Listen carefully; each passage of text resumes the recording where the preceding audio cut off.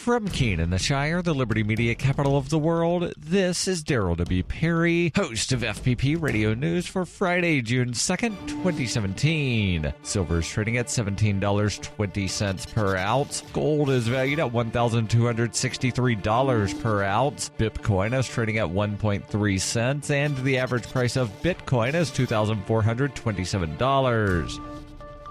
And Howard.com reports last week gunmen attacked a busload of Coptic Christians heading to a monastery in southern Egypt. The Islamic State was quick to claim credit for the strike, and by the end of the first day, Egypt's military junta responded with a flurry of airstrikes against militant camps outside of Derna, Libya. The attacks were popular domestically, so they did some more, and have continued throughout the week, striking Derna's camps, claiming they pose a direct threat to Egypt. Analysts, however, say this is really unlikely, and that indeed these camps almost certainly have nothing to do with the bus attack that preceded them. Derna is well known as a rebel hub with a lot of small factions starting up there. Indeed, the Islamic State affiliate in Libya was located there at one time, though that was years ago. If the Islamic State did indeed attack the bus, and signs are they probably did, it was likely Egypt's own affiliate of the Islamic State and not the Libyan affiliate, and either way they had nothing to do with the Derna camps being hit. Egypt has had long-standing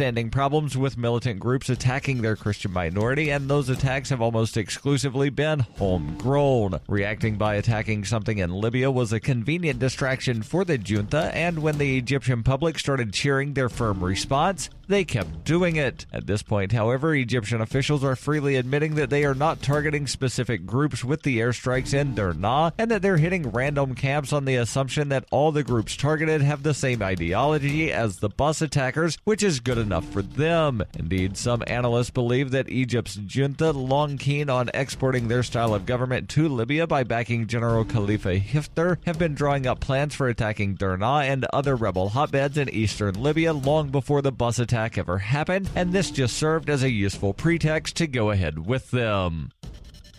For nearly 40 years, Roberts & Roberts Brokerage has been a trusted source for buying and selling precious metals like gold and silver. They also take Bitcoin for precious metal purchases and have permanently removed the minimum purchase amount for all orders paid in the digital currency. Call Roberts & Roberts today for knowledgeable advice on buying and selling precious metals and a forward-thinking approach to new technologies. 800-874-9760 or visit online at rrbi.co.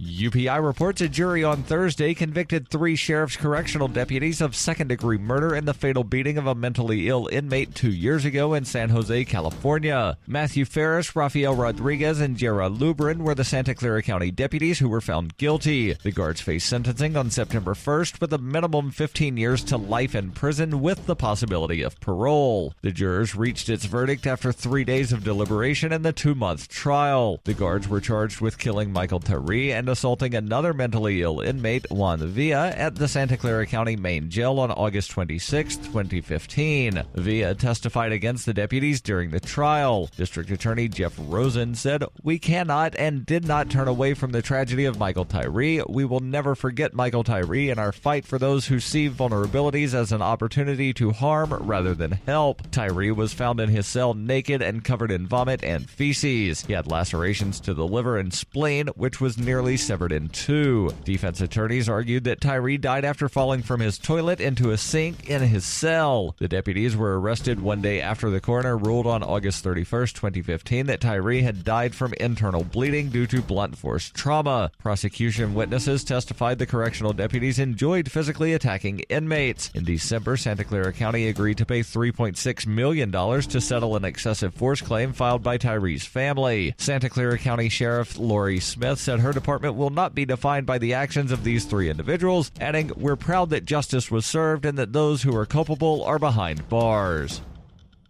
Born into a devastating world and raised among the crowd, the Cloudwalker assumes a new identity and begins the unrelenting quest for truth. In this epic journey, he discovers dark secrets about aspects of his previous life that he once trusted. Through the Journal of the Cloudwalker, he shares both the traumatic hardships and the eternal beauties of his experiences. Dear Society by the Cloudwalker is available from Amazon.com and all major bookstores.